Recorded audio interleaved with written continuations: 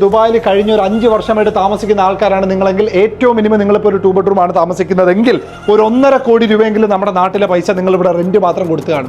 1 bedroom ആണെങ്കിൽ അതിനനുസരിച്ച്, studio ആണെങ്കിൽ അതിനനുസരിച്ച്.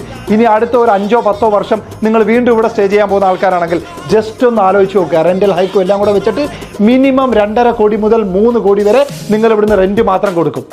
എന്നിട്ട് നിങ്ങൾ ഏതെങ്കിലും കാലത്ത് ഇവിടുന്ന് വിറ്റിട്ട് നിങ്ങളുടെ നാട്ടിൽ പോയി സെറ്റിൽ ആകുമ്പോൾ ഈ കൊടുത്ത കാശ് ഫുള്ള് നഷ്ടം.